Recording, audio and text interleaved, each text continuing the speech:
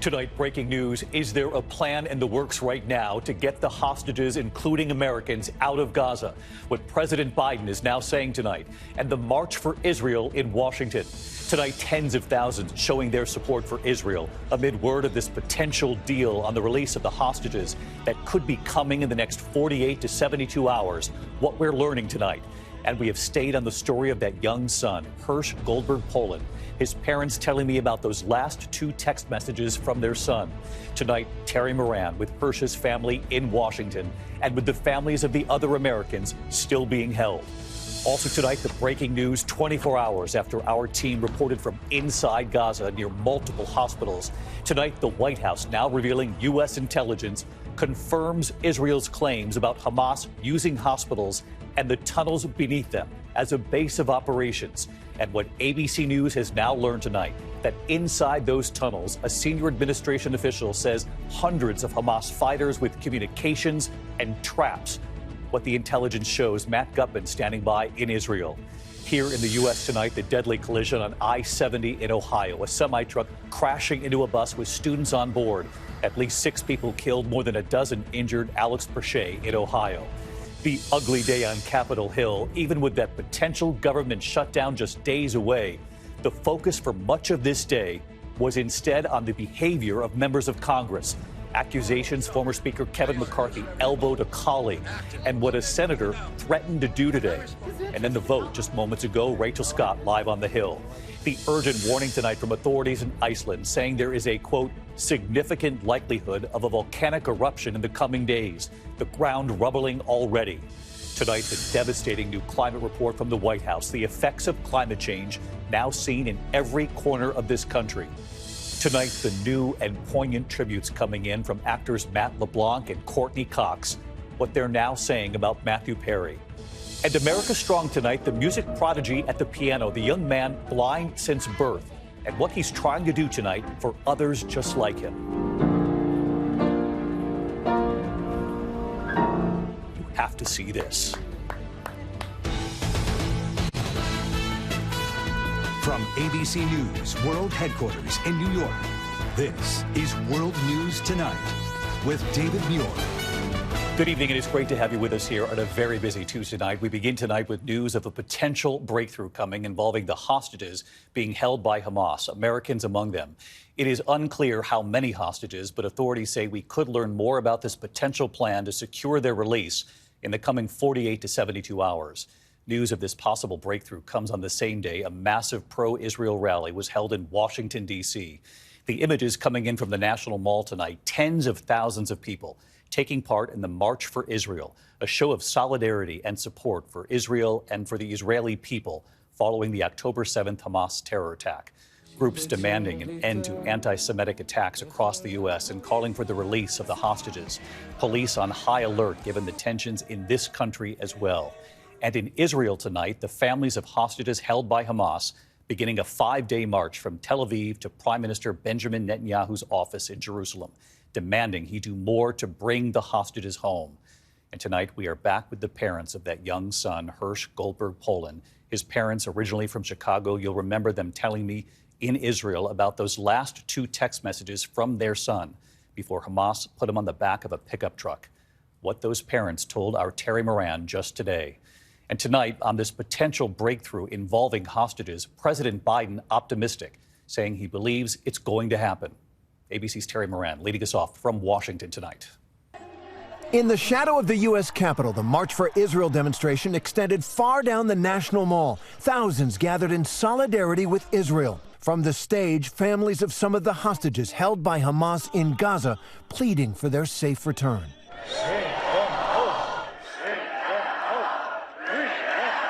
And tonight, word that a possible breakthrough on a deal to release more hostages could come within the next 48 to 72 hours, according to a senior Israeli source. President Biden sounding optimistic. I've been talking with the people involved every single day. I believe it's going to happen, but I don't want to get into detail.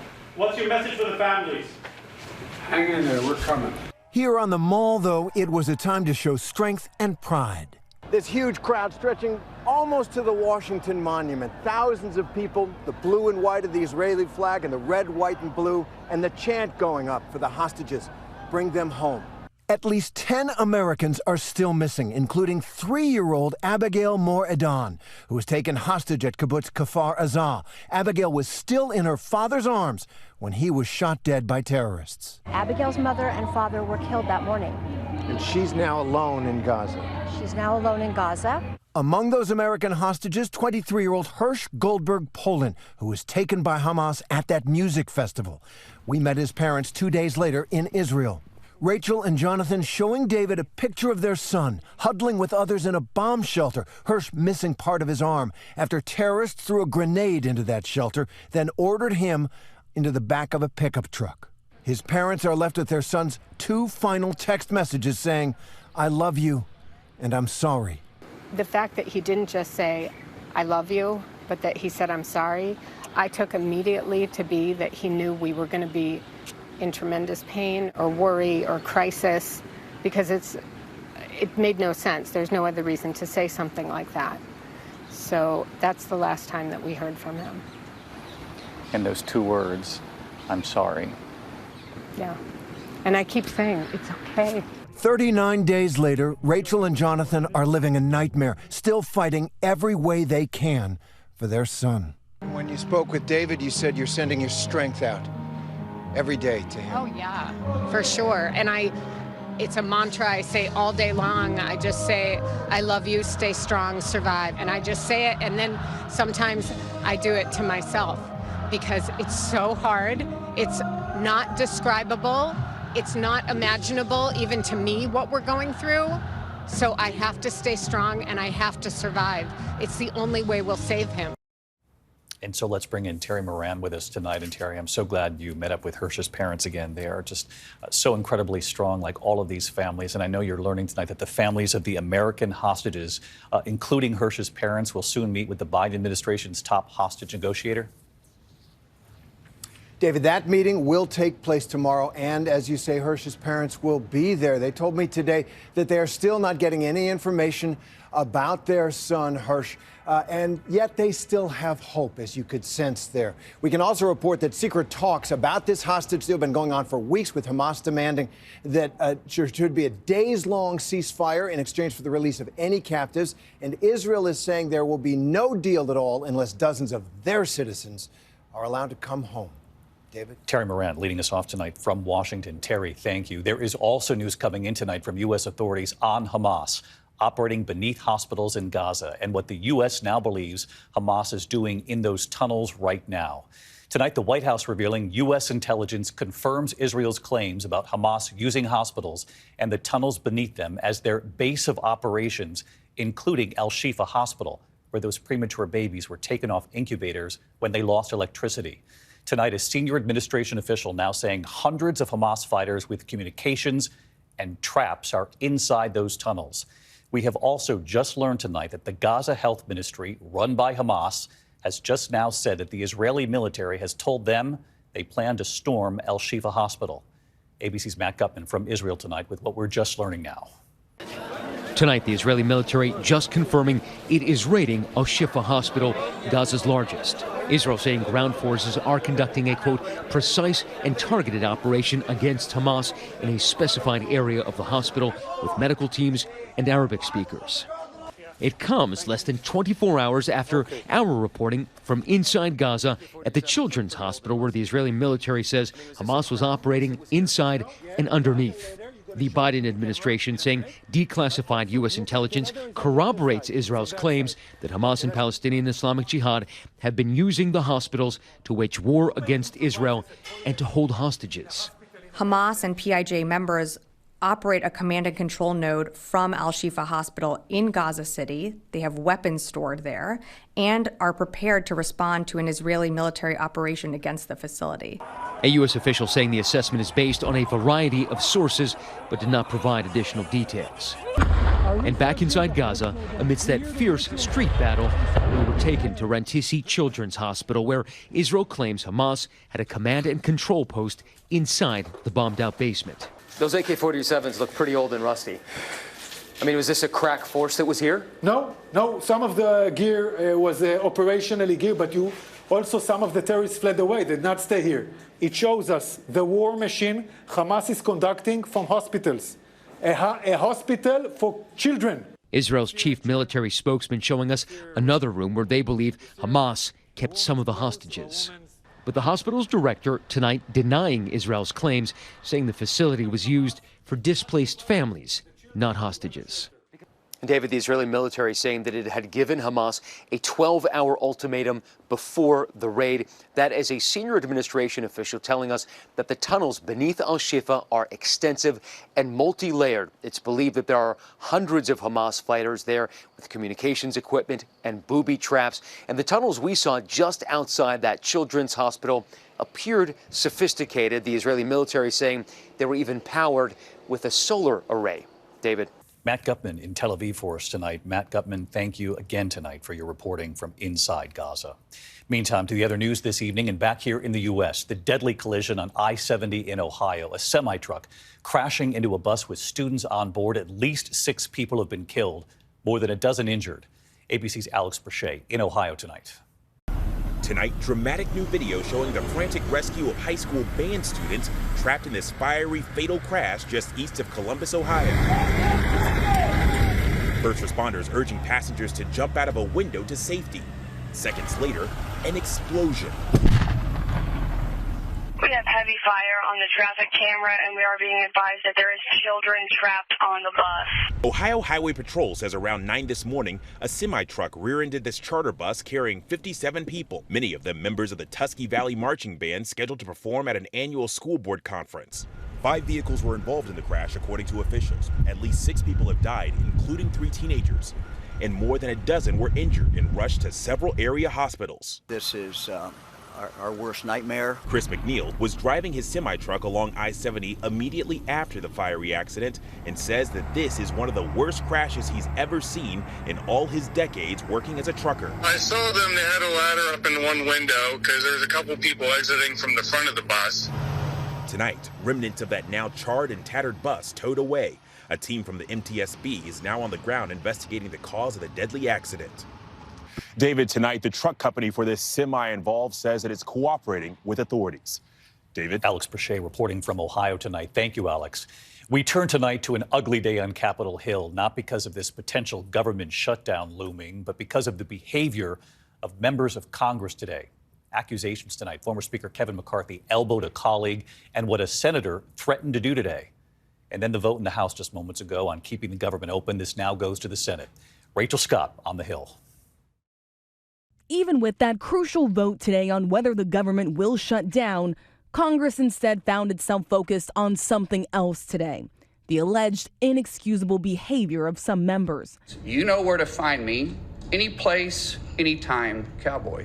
In a Senate hearing, Republican Mark Wayne Mullen of Oklahoma challenging the president of the Teamsters to a physical fight. You want to do it now? I'd love to do it right now. Well, stand your butt up then. You stand your butt up. Oh, hold on. Oh, stop it. Senator Bernie Sanders immediately calling for order. Oh, no, sit down. Oh, Eric, sit down. Okay. You know, you're a United States Senator. Sit Actively. Oh, okay. Sit down, please. And in the halls of the Capitol, Congressman Tim Burchett says former Speaker Kevin McCarthy elbowed him in the kidneys today during an interview with NPR. The audio caught on tape. What kind of chicken move is that?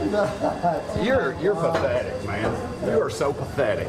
You know, it was deliberate. It was just a cheap shot by a bully. Did you elbow him? Okay, no, I did not elbow him. No, I would not elbow him. I would not hit him in a kidney. Burchett is one of 8 Republicans who ousted McCarthy after he worked across the aisle to avoid a government shutdown just last month. Tonight, the new Speaker, Mike Johnson, in a major test, faced with similar opposition from his own party. Johnson's bill only passing late today with the help of Democrats, 93 Republicans voting no. But many say it won't cost Johnson his job. What did you tell those members who call your plan a mistake, who say it's a surrender? We're not surrendering, we're fighting, but you have to be wise about choosing the fights. That bill now heads over to the Senate, where it is expected to pass with strong bipartisan support before the Friday deadline. David. All right, Rachel Scott live up on the Hill tonight for us. Rachel, thank you. Tonight, the devastating new White House climate report finding the effects of climate change are getting worse in every part of this country. The report showing the U.S. has been hit with a record-breaking $25 billion disasters just this year, roughly one every 3 weeks. It says the U.S. is responsible for 17% of global warming. President Biden saying his administration is now investing $6 billion to help combat the effects of climate change. Scientists say it is still not too late to slow down the pace of climate change. When we come back here tonight, the urgent warning from officials in Iceland about the potential for imminent volcanic eruption and the new and poignant tributes tonight from actors Matt LeBlanc and Courteney Cox. What they're now saying about Matthew Perry. We turn next tonight to an urgent warning from officials in Iceland saying there is a, quote, significant likelihood now of a volcanic eruption in the coming days. More cracks appearing in roads after more than 1,200 recent earthquakes, 700 in just the last 24 hours. Authorities already declaring a state of emergency and ordering evacuations. When we come back here tonight, the new tributes just in this evening from actors Matt LeBlanc and Courteney Cox to their Friends co-star Matthew Perry. And America Strong tonight, the piano player you have to see. To the Index, and tonight, Friends stars Matt LeBlanc and Courteney Cox posting moving tributes to Matthew Perry.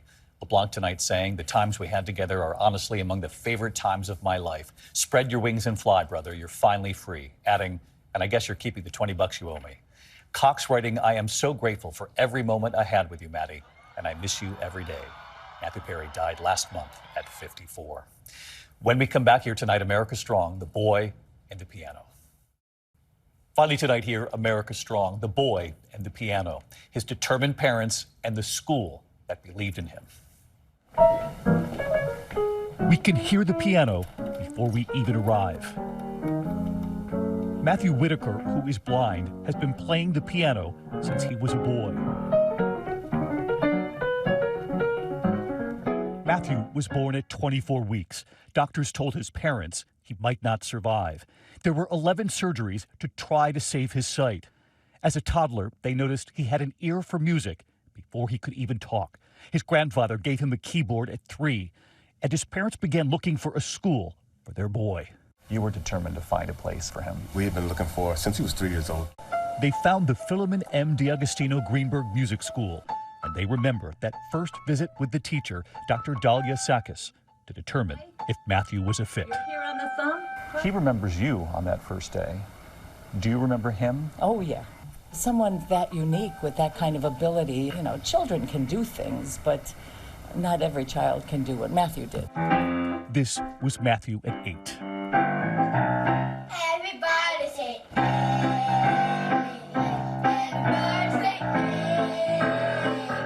They found one of the only community music schools in the country dedicated to teaching the blind.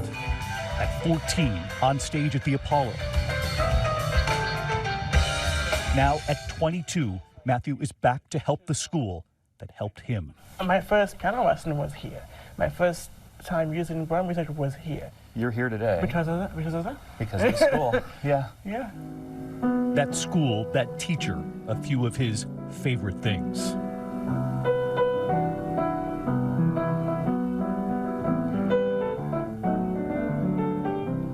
We tell him who's been listening the entire time. You know who's standing out in the hallway? It's Dahlia. Yes. She's been watching over you, making sure you show up with your music. Yes. She's always the one that's like, let's work on the music, even though we don't want to, you know? You know what she called you? A force. Knowing she is in the room, he plays something for her.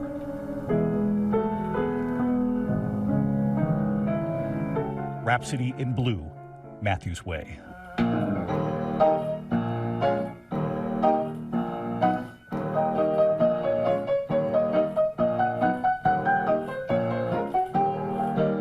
At just 22, already helping those who come next.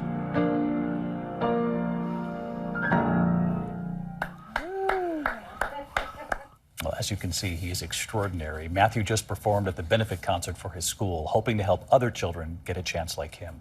If you'd like to help, you can go to fmdgmusicschool.org. Again, fmdgmusicschool.org. I'll see you tomorrow. Good night.